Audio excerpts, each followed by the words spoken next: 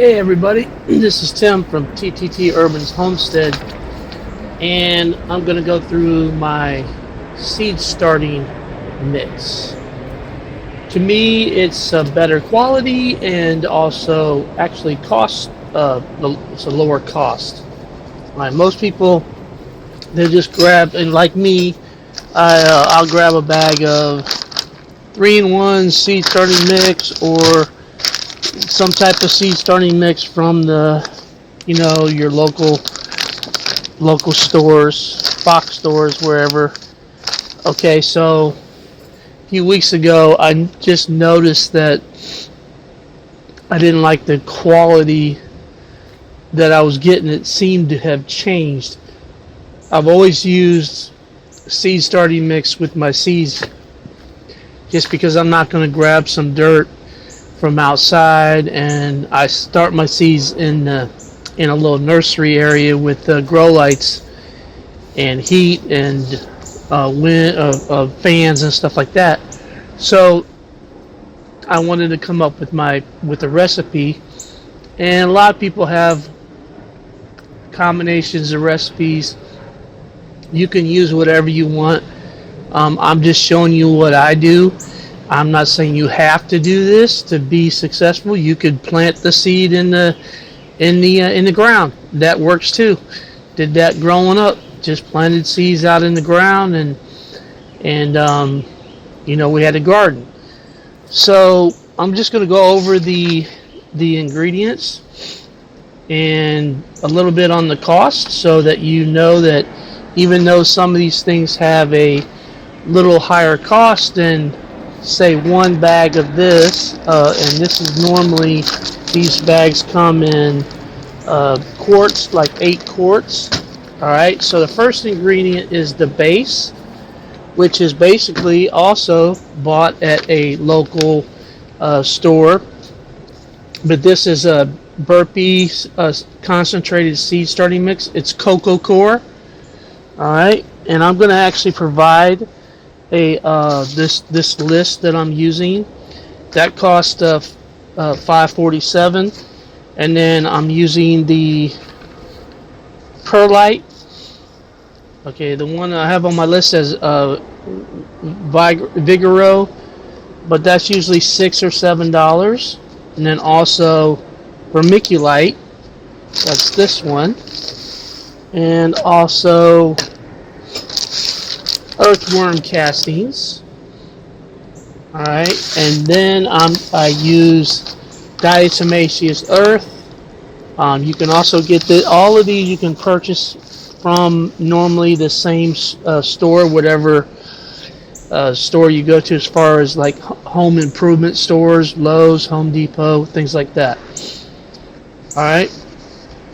So what I normally use to my measurements are in quarts, except for this. I need to hydrate this. This is a block of Coco Coir, so I'm gonna hydrate that first.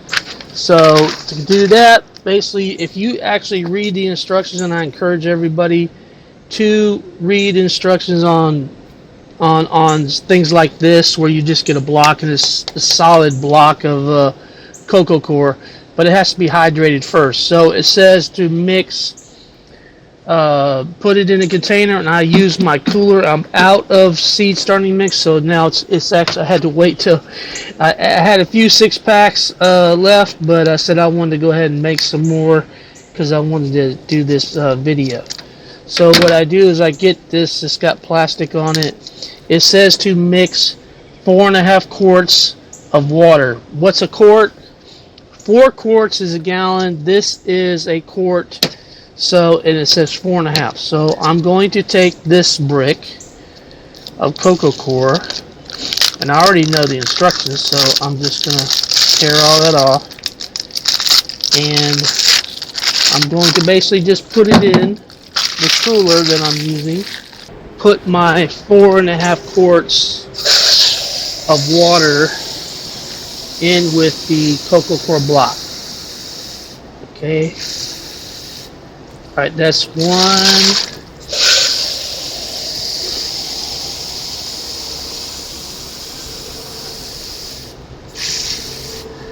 2.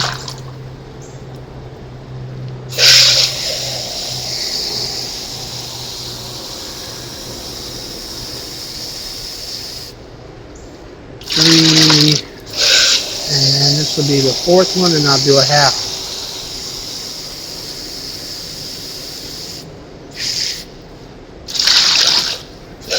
Do a half of a quart. That's the instructions for the Coco Coir, and I'll bring you down so you can see that a little closer, what it looks like in the cooler. That's basically what it looks like. It's sitting in the water. So now you have to let it sit and hydrate. This thing's gonna kind of expand and blow up. So we'll be back in just a few minutes. Okay, it's been a couple minutes, and it's actually absorbed or expanded about twice as big. So I'm just going to start kind of breaking it down a little bit. That will speed it up. So I just turned it over. So we'll let that absorb.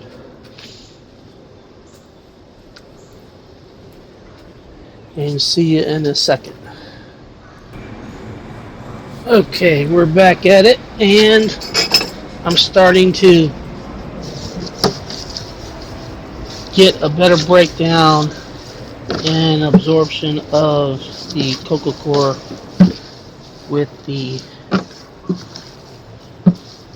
4.5 quarts of water.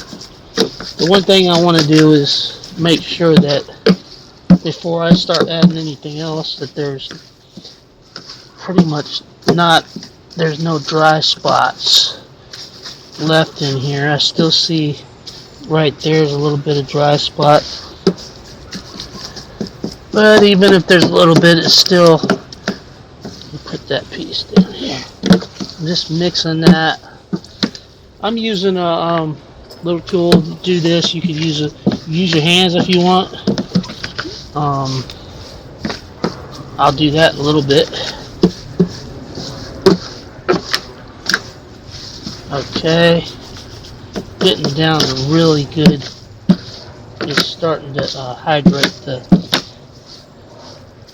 Coco Coir. Now this is about as much as I get if you buy a bag of seed starting mix. You end up with 8 quarts, and this, when you hydrate it, you already have 8 quarts already. Some people just use this by itself. That's good too sometimes, but I like to have. I'm adding certain things to my seed starting mix for certain reasons, and I'll give those to you in just a little bit. Alright, so now that we've got this hydrated, I'm going to add the additional ingredients, and when I do that, I'll tell you why I do it. Okay, so the next ingredients is Perlite, and I'm doing 3 quarts of Perlite. Now, what is the Perlite for? The Perlite is for the aeration. So it's it helps the air go through the seed starting mix, so you have better airflow. All right. So you want to have airflow for seeds to germinate and thrive pretty good in your 6-packs or whatever you're using. You got to have some aeration.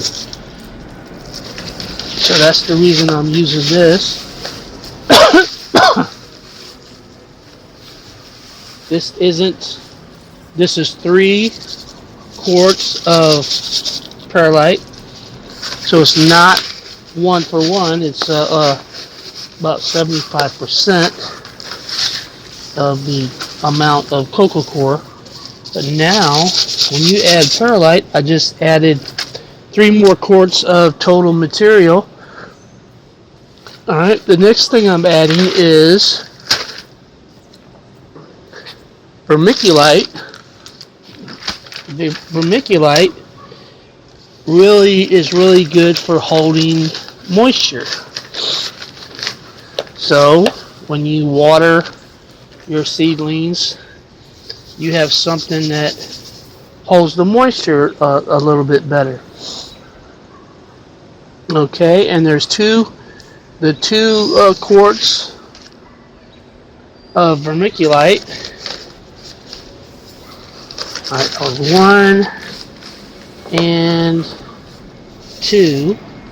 Alright, so that's the vermiculite for moisture. The next thing I'm adding is the worm castings. Worm castings are food, nutrients. Alright, so this is 2 quarts of worm castings. I'm just going to kind of 2 quarts of worm castings, 2 vermiculite, 2 worm castings. Alright, 1 and 2.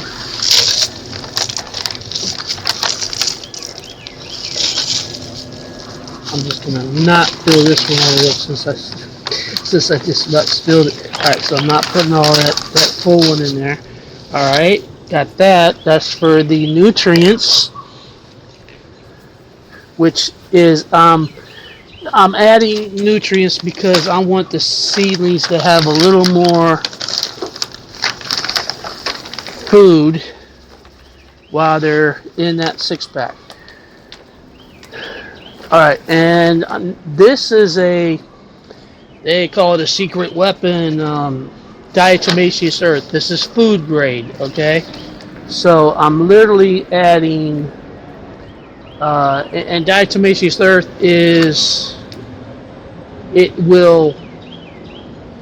it's supposed to cut down on larvae like fungus gnats and things like that, and I've noticed that in my seedlings, as long as I let it dry out on the top a little bit of the seedlings, it definitely and that's the thing about this, is it needs to be dry to be more effective.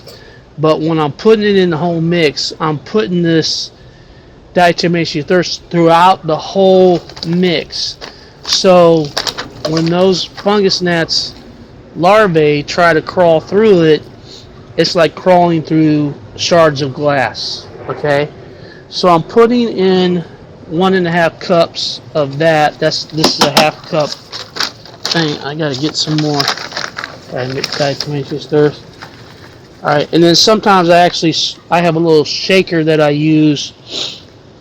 1, 2, 3.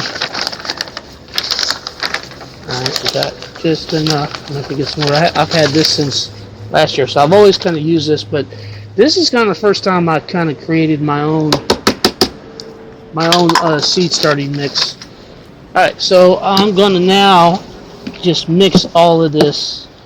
So I'm just digging it from the bottom, and I'm going to end up putting my hands in it too. But you want to get this all mixed in together. Now this is going to be enough to hold me maybe for a couple weeks. It just depends on what I'm seed starting. I like the seed starting. Okay, yeah, it's cheaper. I don't know, maybe it's not cheaper, but I actually just like doing it because I can get a pack of seeds of any vegetable, or I collect my own seeds and start them. And it's just something I like to do. And then I really can control the plant, any of the plants that I like to grow. I kind of control them from the time they get planted all the way to producing some type of fruit or vegetable. Alright, so that is actually looking good.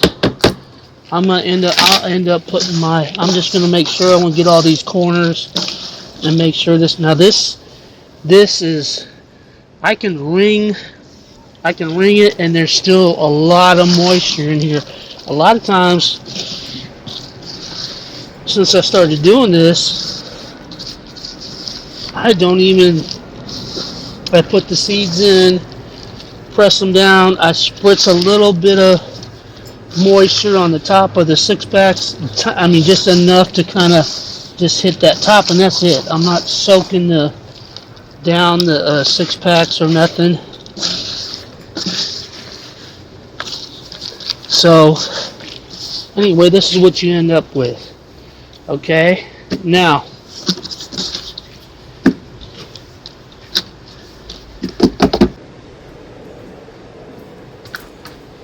so real quick, I just want to show you a comparison of, this is a screener. I use it in my wood chip pile I've had sitting back there for a year. It's in the backyard, and I sift the big giant wood chips out, and I end up with this nice humus for putting around my plants and things like that. For a seed starting mix, I'm just going to grab a handful of this stuff and put it through the screener. Alright, so what do I end up with? So I have sticks and wood chunks. If I end up putting a seed under one of these wood, and now's the biggest thing, is I've been using this stuff for a long time, and I don't remember it having so much debris in it. So that's one of the bags. Here's another one. This is another seed starting mix. I think this is actually the worst one. This is it's worse. It's got, we're talking big giant wood chips in it. Okay? Alright, so now what I'm going to do, I'll just take a handful of mine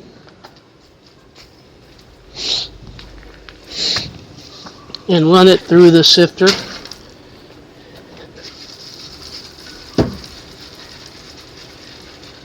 Now you do end up with these little, I think that's a chunk of the worm castings, but that's it. So that's an example of the difference in maybe doing your own seed starting mix and buying it from the local store. The thing of it is, I'm actually, the seed starting mix that I have, I think it has a better quality because of the nutrients it has in it. And the other thing, even though it's a higher quality, it's actually cheaper. It actually costs about 80 cents a quart with this method, and I'm going to provide all that on the channel. And if you want to use the recipe, that's good. Here's an example of seedlings that I have already used my mix with.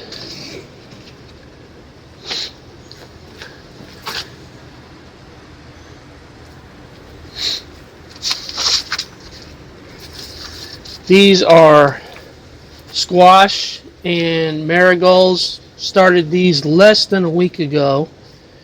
Everything it germinated. We got really good root structure in the squash. It's too good. I actually need to, I gotta get a place where I'm putting these. These are marigolds. Don't see a lot of root structure yet. They're not a big plant. It takes them a little time. These are eggplants that I started maybe 10 days ago, 12 days ago now. Starting to see root structure in them. These were all done in my seed starting mix. Alright, so if you want to try the seed starting mix recipe, and to be honest, just so everybody knows, I've been using Gemini and Google and I really question all this stuff, and I get the get the best recipe. And I actually have recipes not only for seed starting, but the next level, like the next pint, like pint containers, that I up pot to, and that's a different mix. So that'll be another video, and I'll put this in maybe a series that everybody can watch and enjoy. So if you get a chance, go ahead and hit the like, and at the end of the video you'll see my logo. That's the subscribe button, or you can find it on the channel, and share or comment.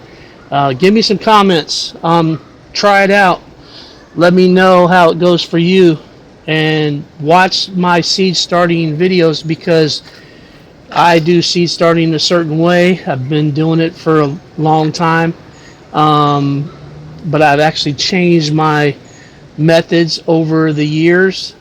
So just watch the way. If you like the way I do it, you want to try it, or maybe a slightly different version of your own instructions. It's all good. But we're gonna watch. These plants are on a video, so there's 3 6-packs that we're gonna watch through the whole season, and watch how the plants do from seed, and then all the way until they produce seeds, and we can collect those if it's that type of plant that we can get a seed from. Most plants are. So we'll talk to you soon.